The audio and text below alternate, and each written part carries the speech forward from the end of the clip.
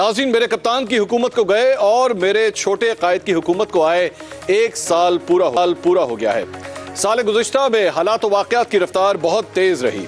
इस 1 बरस में मुस्लिम लीग नून के हवाले से जहाँ बहुत सी गलत फहमियाँ दूर हुई, वहीं काफ़ी सारी खुशफहमियाँ भी ख़त्म हो गईं।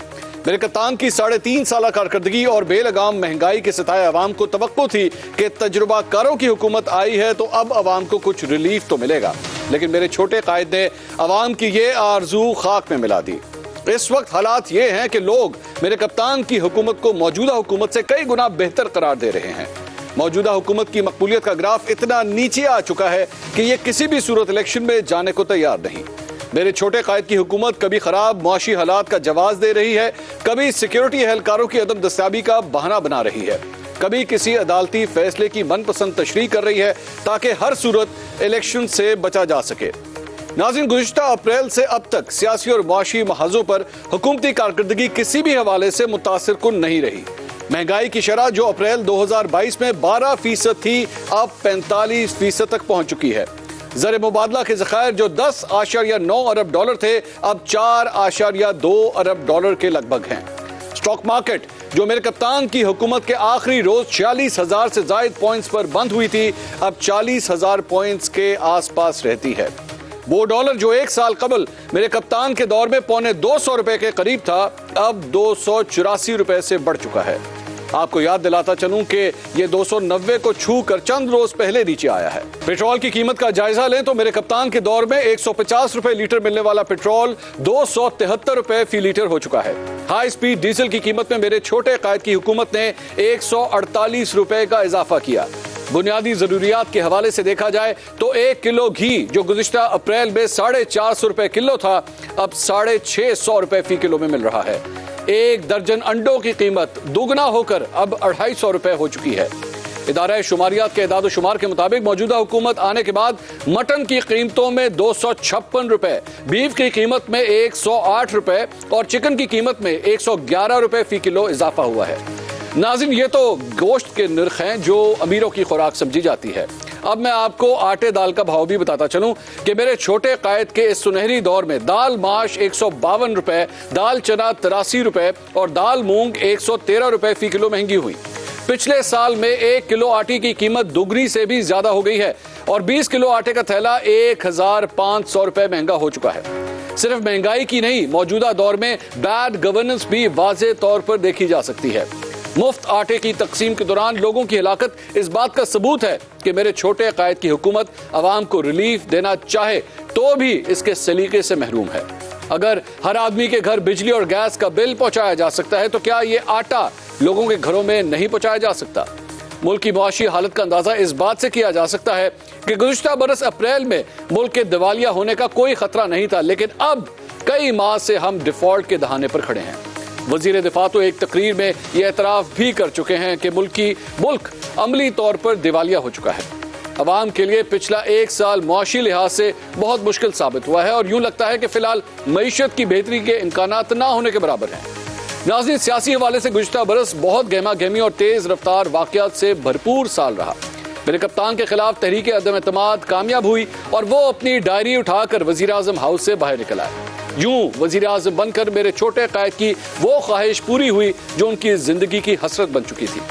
मेरे छोटे कायद का शौक तो पूरा हो गया, लेकिन बतौर वज़ीर आज़म उनकी कारकर्दगी ने उन सब लोगों की तवक्कुआत पर पानी फेर दिया जिन्होंने उनसे लंबी चौड़ी उम्मीदें बांध रखी थी। बतौर वज़ीर आला बेहतरीन कारकर्दगी दिखाने वाले मेरे छोटे कायद यहाँ लोगों को मुतासिर ना कर सके। ये दुरुस्त है कि मेरे कप्तान ने हुकूमत को एक दिन भी सुख का सांस नहीं लेने दिया। 70 से ज़ायद जलसे, 150 से ज़ायद तकरीरें, 2 लॉन्ग मार्च, 100 से ज़ायद इंटरव्यूज, 2 असेंबलियों से इस्तीफे और जेल भरो तहरीक जैसे वाक़यात ने हुकूमत को परेशान ही किए रखा। लेकिन इसी तस्वीर का दूसरा रुख भी है। मेरे छोटे कायद की हुकूमत ने मेरे कप्तान और उनके पार्टी रहनुमाओं पर 150 से ज़ायद मुकदमात बना दिए। तहरीक इंसाफ के बहुत से सीनियर रहनुमा जेल यात्रा कर चुके हैं। दोनों लॉन्ग मार्चेस के दौरान हुकूमती कुव्वत का बेदरेग इस्तेमाल किया गया। गोया ना मेरे कप्तान हुकूमत को चैन से बैठने दे रहे हैं और ना हुकूमत मेरे कप्तान को तसल्ली से बैठने दे रही है। अलबत्ता यह कहना गलत ना होगा कि गुजरे हुए साल में अवामी मकबूलियत के हवाले से मेरे कप्तान ने काफी कुछ हासिल किया है और मेरे छोटे कायद ने काफी कुछ खोया है। इलेक्शन के जाविये से देखें तो मेरे कप्तान अपनी मांग हासिल करने में नाकाम रहे हैं। सियासी हालात तकरीबन वैसे ही हैं जैसे एक साल पहले थे। एक साल पहले भी इलेक्शन का शोर था, यूं लगता था कि इलेक्शन होने जा रहे हैं, लेकिन पूरा साल गुजर गया और सवाए शोर शराबे के कुछ ना हुआ।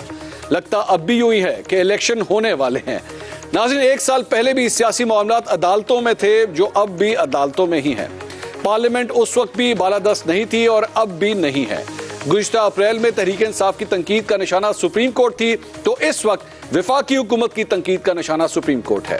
एक साल पहले मुस्लिम लीग नून और पीपल्स पार्टी सुप्रीम कोर्ट की तारीफों के पुल बांध रहे थे, तो अब ये काम तहरीक इंसाफ कर रही है। बस किरदार बदल गए हैं। यूं लगता है कि दायरों का सफर जारी है, उम्मीद की कोई किरण कहीं नजर नहीं आती। इस सूरत हाल पर मेरे 8 सवाल हैं।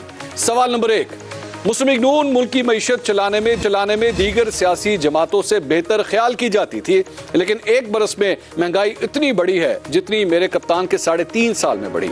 मुस्लिम लीग नून मुआशी हालात बेहतर करने में नाकाम क्यों हुई? सवाल नंबर 2, इसहाक डार कहते थे कि इमरान हुकूमत ने मुआशी बारूदी सुरंगें लगाई हैं। यही इल्जाम मेरे कप्तान अपने दौरे हुकूमत में इसहाक डार पर लगाते रहे हैं। दोनों में से सच्चा कौन है? सवाल नंबर 3, क्या मुआशी हवाले से अवाम को मुस्तकबिल करीब में कहीं कोई रिलीफ मिलने की तवक्को है या दूर तक ऐसा कोई इम्कान नहीं? सवाल नंबर 4, मेरे कप्तान ने अपने सियासी मुखालिफिन पर मुकदमात बनाए और तनकीद करने वाले सहाफियों के प्रोग्राम बंद करवाए। यही सब कुछ मौजूदा दौर में भी हो रहा है। अरशद शरीफ जैसा बहादुर सहाफी शहीद हो चुका है। इखलाकी बुनियादों पर मौजूदा हुकूमत को कौन सी बरतरी हासिल है? सवाल नंबर 5, ये सवाल सैकड़ों बार पूछा जा चुका है, लेकिन इसका तसल्ली बख्श जवाब नहीं मिलता।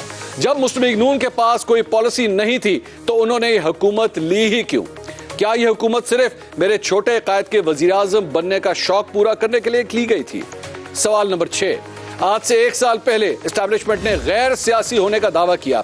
उस वक्त तो यह दावा किसी ने नहीं माना और आज भी शायद ही कोई इस पे यकीन करता हो। क्या हमारे मुल्क की एस्टैब्लिशमेंट वाकई गैर सियासी हो चुकी है? सवाल नंबर 7, 1 साल पहले भी मियां नवाज शरीफ लंदन में थे और अभी तक वो मुल्क में नहीं है। क्या अगले 1 साल में नवाज शरीफ मुल्क में वापस आ जाएंगे? सवाल नंबर 8, आज से 1 साल पहले आला अदलिया एक सियासी जमात के निशाने पर थी और आज एक दूसरी जमात ने अदलिया को निशाने पर ले रखा है। क्या अगले 1 साल में पाकिस्तान की अदलिया इतनी बावकार हो पाएगी कि कोई उसे तनकीद का निशाना ना बना सके? इन तमाम सवालों पे और पिछले